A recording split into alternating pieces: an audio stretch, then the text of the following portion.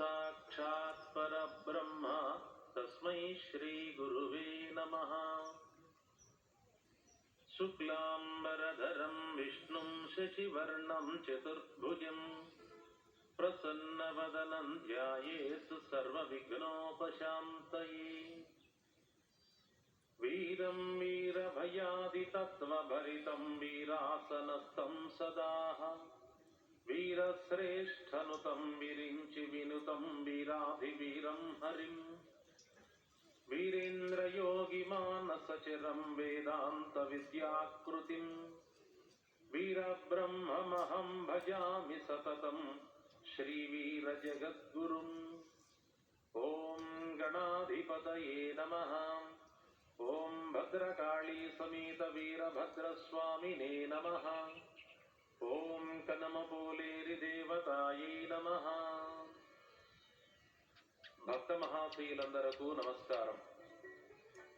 మన జీవితంలోనే కాక విశ్వ సృష్టిలో ఈ కలియుగం ప్రథమ పాదంలోని భూత భవిష్యత్ వర్తమాన విశేషాలను నభూతో నభవిష్యతి అన్నట్లుగా ప్రబోధించిన కలియుగ ప్రత్యక్ష దైవం శ్రీమద్ విరాట్ పోతులూరి వీరబ్రహ్మేంద్ర స్వామి కుల మత వర్ణ వర్గ వ్యవస్థలను ఖండించి అందుకు అనుగుణంగా ఆచరించి అందరి భక్తి ప్రపత్తులను అందుకున్న మహనీయ మూర్తి శ్రీ వీరబ్రహ్మేంద్ర స్వామి.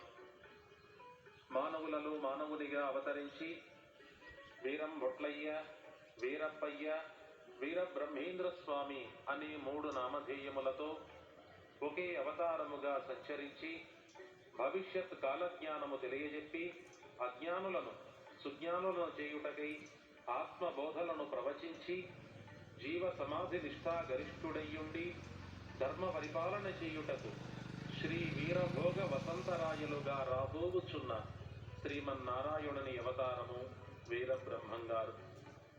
ప్రియ శిష్యుడు సిద్ధయ్యను వెంటబెట్టుకుని లోక సంచారం 175 సంవత్సరములు చేసి 1993 నాటికి 300 సంవత్సరములుగా జీవ సమాధి యందు తపస్సు చేయుచు తన భక్తులను రక్షించి అనుగ్రహించుచున్న శ్రీ బ్రహ్మంగారి కాలజ్ఞానమును గురించి తెలియని ఆంధ్రుడు లేడు, ఉండడు.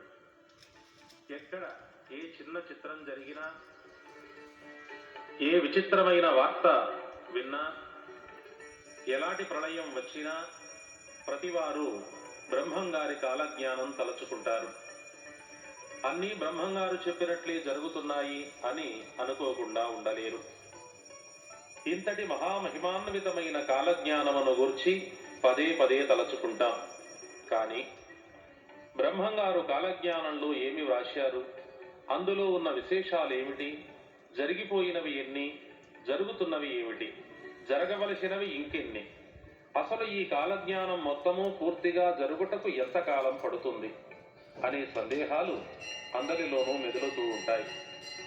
భక్తులందరికీ ఈ సందేహాలు తీర్చి శ్రీ స్వామివారి సంపూర్ణ వచన కాలజ్ఞానం వినిపించి తరించాలన్నదే నా కోరిక.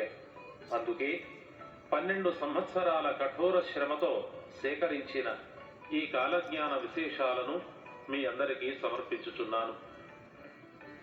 కాలజ్ఞానం గురించి కొంచెం వివరణ వినండి.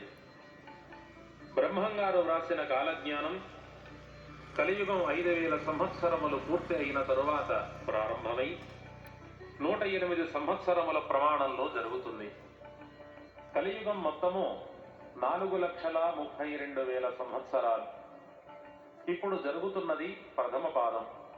దీని ప్రమాణం 1,08,000.